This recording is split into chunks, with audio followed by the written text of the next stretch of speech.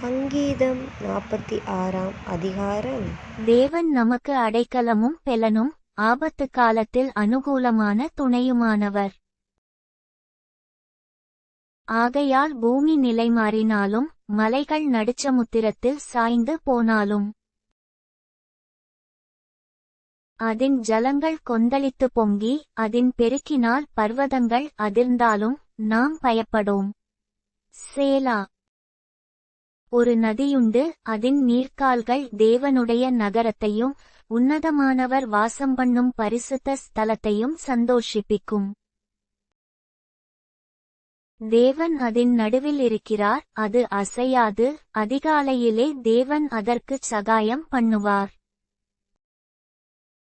ஜாதிகள் கொந்தளித்தது, ராஜ்யங்கள் தத்தளித்தது, அவர் தமது சத்தத்தை முழங்க பண்ணினார், பூமி உருகிப் போயிற்று. சேனைகளின் கர்த்தர் நம்மோடிருக்கிறார், யாக்கோபின் தேவன் நமக்கு உயர்ந்த அடைக்கலமானவர். சேலா. பூமியிலே பாழ்கடிப்புகளை நடப்பிக்கிற கர்த்தருடைய செய்கைகளை வந்து பாருங்கள். அவர் பூமியின் கடைமுனை மட்டும் யுத்தங்களை ஓயப்பண்ணுகிறார், வில்லை ஒடித்து, ஈட்டியை முறிக்கிறார், இரதங்களை நெருப்பினால் சுட்டெரிக்கிறார். நீங்கள் அமர்ந்திருந்து நானே தேவனென்று அறிந்து கொள்ளுங்கள், ஜாதிகளுக்குள்ளே உயர்ந்திருப்பேன், பூமியிலே உயர்ந்திருப்பேன்.